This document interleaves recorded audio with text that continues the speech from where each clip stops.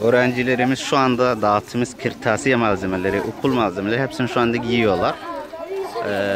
Aruba Yetimler Kırtasiye Projesi 2018-2019 eğitim ve öğretim dönemi. Somali, Mogadishu'dayız.